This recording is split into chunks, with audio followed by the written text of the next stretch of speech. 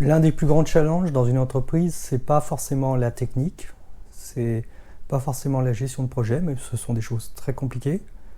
C'est d'arriver à faire circuler l'information de manière correcte.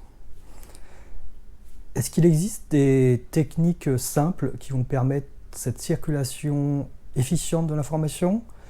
Une autre des questions qu'on peut se poser, c'est comment arriver à aligner les équipes. On entend tout le temps ça, il faut que tout le monde soit aligné, que l'entreprise soit alignée. Ouais, ok, mais concrètement, comment est-ce qu'on peut faire?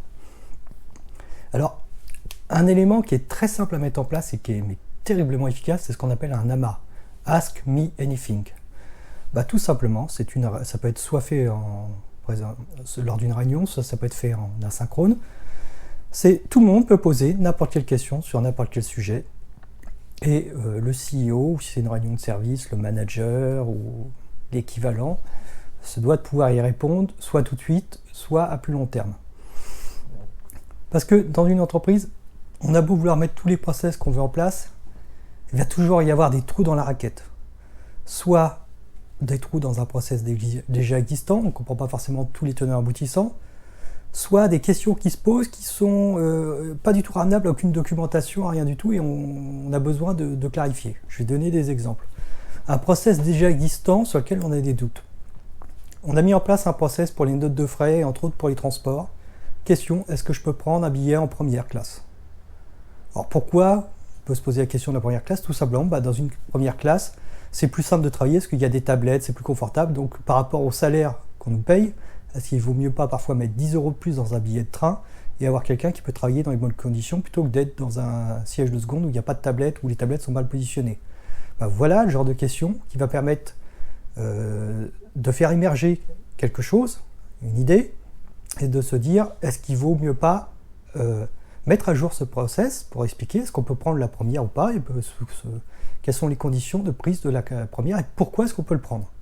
Donc là, ça va servir à nourrir un process.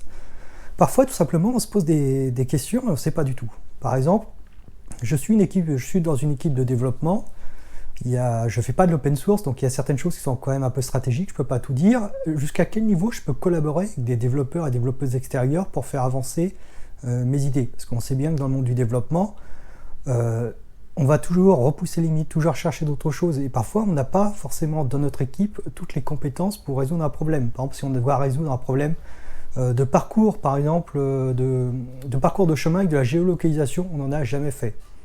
Première étape, on ne parle jamais à personne, on essaie de le faire soi-même. Et on sort une catastrophe parce que le seul moyen d'acquérir de l'expérience, c'est de se planter. Donc la première version prod sera catastrophique. Deuxième version, on en parle ouvertement avec des personnes, on a du feedback, et là on sort une version qui est bien meilleure. Mais est-ce qu'on a le droit d'en parler?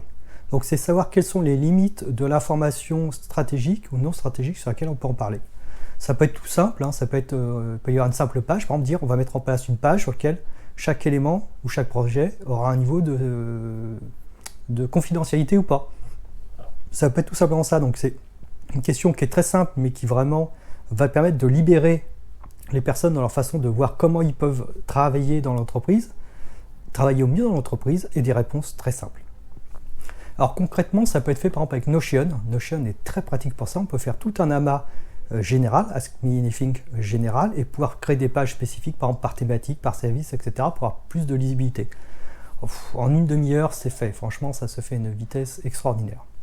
L'autre avantage de cet amas, c'est que ça permet surtout, si le CEO participe à certaines séances d'amas, c'est de se reprendre un peu le concret. Comment fonctionne le pouls de l'entreprise, comment fonctionne l'entreprise, parce qu'il est tout de suite confronté à des jeux de questions-réponses, et là, il est confronté à ce concret.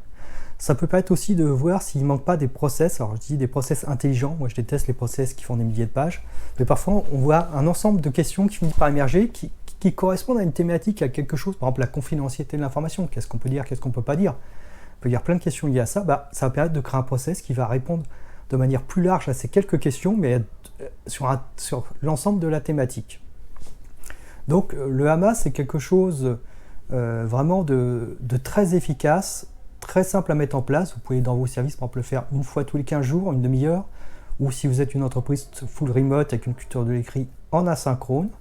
Ce que je vous conseille, c'est de garder des traces écrites, ce que je n'ai pas toujours fait dans toutes les boîtes, c'est une erreur, parce que lorsque vous avez, surtout si vous êtes dans une entreprise à forte croissance, vous avez besoin pour les nouvelles personnes qui vont arriver, d'un onboarding rapide. Et le mieux, c'est que de ne pas leur imposer le fait de devoir chercher toutes ces informations-là, c'est d'avoir une base de connaissances directe. Et cette base de connaissances, c'est l'AMA, et c'est aussi les process qui vont être créés par cet AMA. Donc avoir vraiment une culture de l'écrit. Le dernier point dont j'ai parlé, c'est l'alignement. Comment faire que tout le monde va dans le même sens? Eh bien, parfois, il y a un manque d'alignement parce qu'il y a un manque de connaissances, de contexte, d'éléments. Si tout le monde a ce réflexe de la curiosité, si tout le monde pose des questions, si tout le monde écoute les réponses ou les lit, eh bien, on ne se retrouvera pas avec des développeurs qui pensent qu'on développe pour une cible client et des PM pour autre chose, ou des développeurs et développeuses qui ne pensent pas à la même cible client, le marketing qui pousse un message alors que le product en a un autre, et la direction peut-être un troisième, etc. Donc poser tout simplement des questions. Quelle est par exemple notre cible client pour cette année? Quelles sont les fonctionnalités clés pour cette année, etc. Des choses très simples mais qui permettent à une question donnée, avoir une et une seule réponse pour toute l'entreprise, ce qui fait que tout le monde, par cette masse de connaissances grandissante, va s'agréger toujours pour aller dans la même direction, et donc on va créer, c'est un des outils de création, d'alignement de l'entreprise. Alors il y a plein d'autres outils de gestion des flux de communication, de la communication, gestion de projet qui vont aider justement à avoir un bon flux de communication, mais c'est vrai que le AMA c'est bête et méchant à mettre en place, c'est très simple. Ça permet aussi d'avoir des retours en tant que manager, en tant que CEO du terrain, des réalités, de ce qu'on nous on perçoit et comment les autres perçoivent. Des choses qui nous paraissent évidentes ne le sont pas forcément pour d'autres. La preuve, les questions qui remontent. Donc ça fait un peu de bien d'être remis toujours à sa place et de dire tiens, j'ai peut-être pas été assez bon dans ma description du contexte de pourquoi on fait ça, quelles sont vraiment les étapes de notre projet, qu'est-ce qu'on fait, notre stratégie. Donc c'est très simple à mettre en place et ça apporte vraiment énormément de feedback et d'alignement. Donc écoutez, n'hésitez pas à tester les AMA.